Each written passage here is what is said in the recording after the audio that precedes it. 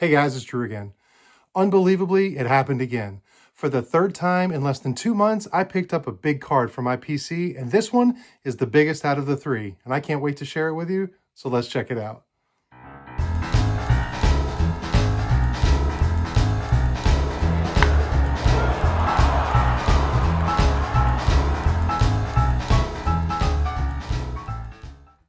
It's been said that things come in threes, and while I think a lot of that is just coincidence the way you look at it, with me and my card collection, it almost never happens. But this time, it actually did. I pick up very few cards, and I know I've been saying that a lot lately, which I've been proving myself wrong by showing you cards I picked up. But in this case, I picked up a card that I honestly wasn't expecting to get for, well, months from now.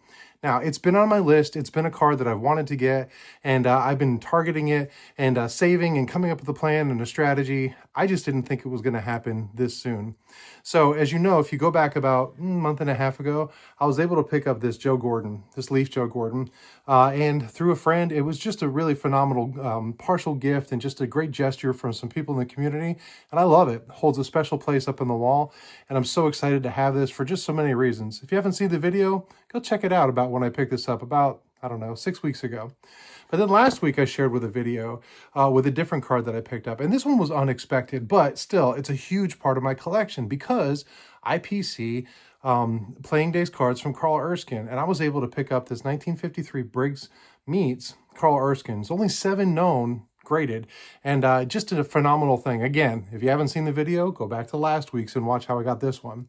But actually, before I got this one, I got a different one, and I alluded to it in my video last week.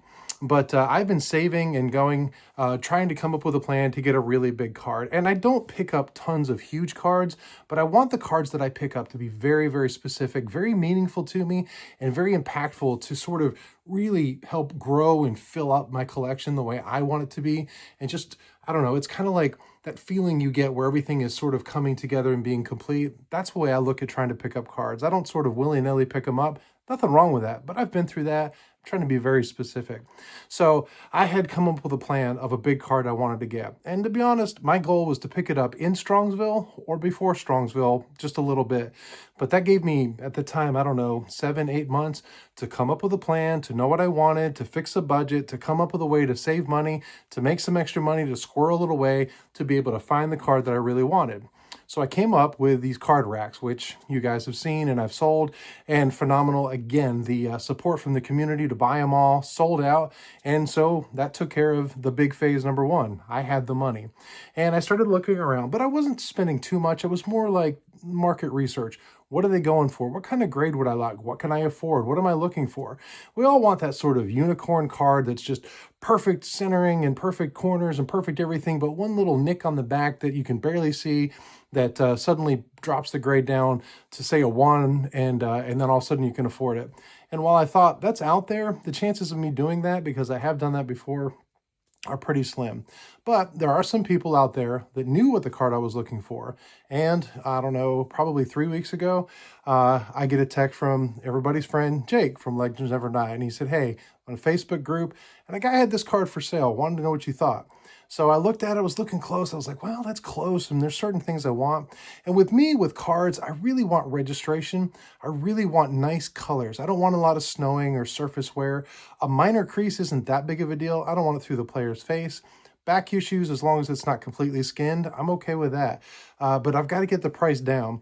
And then there's some other minor wears. I don't mind a pinhole if it's not like too obtrusive or obviously on the player's face.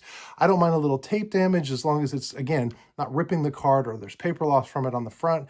But that's kind of where I live, especially on these bigger, I'll never get these kind of cards.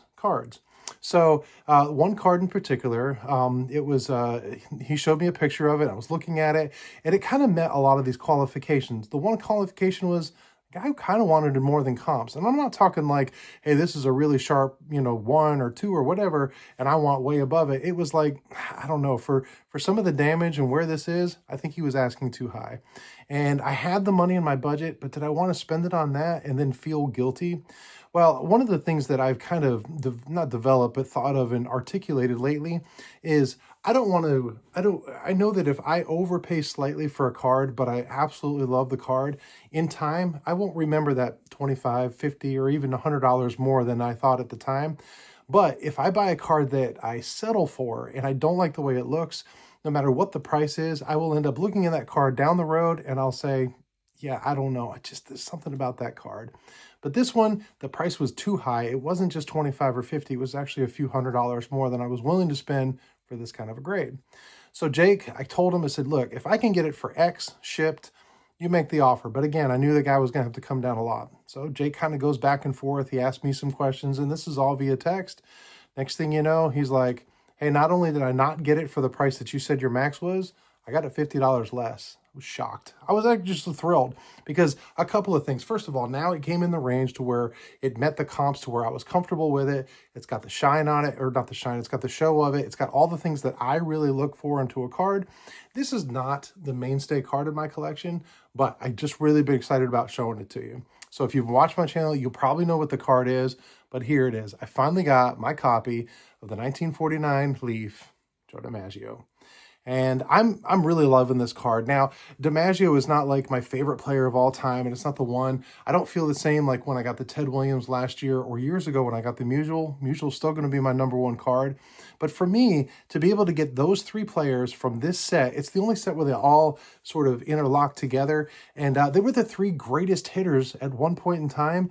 And if you look at the top 10 greatest hitters of all time, more than likely, all three of these guys are going to be on that list, and I was happy to add the DiMaggio. So again, this is not the centerpiece of my collection. I didn't want to spend everything I possibly could, but I was happy to get this card. And remember what I said, I like registration. So look at that card. You can see his face clearly. The colors on it, there's no snowing. The centering does not bother me at all. And there is a little bit of tape in the top and bottom corner, but I'm asking you, did you see the tape before I just pointed that out? I did when I saw the picture right away, but it absolutely passes my arm length test. If I can hold the card away and look, and I'm not drawn to the defects of it, that's good enough for me. Totally fits into my collection, especially for who this is and how it fits and how I wanted it. So there it is, my big pickup recently. Now, am I out for something else? Well, yes and no. I mean, I've got my list of 3, and I've got my 3 cards that I think I want to make out of that list. I still have 1 remaining, and I filled it in with 2 more, but I'm not in any rush to get them. If they come along, if they just fall in my lap, like this one did, or like the Erskine did a couple weeks ago, well, in that case, I may have to make a play, but if not that, I'm going to pass. But anyway, I'm excited. Got the DiMaggio. It's going to go with my Williams. It's going to go with my Musial. And of course, it's going to go with my Joe Gordon. And probably that's my Leaf collection complete as far as what I wanted out of it. But I'm so excited to add this, and I appreciate you guys coming along. Let me know what you think. Is this a card you would want, or would you pass on it? I don't know. It's all subjective to whoever you are. But I appreciate it as always. Until next time, you guys be good.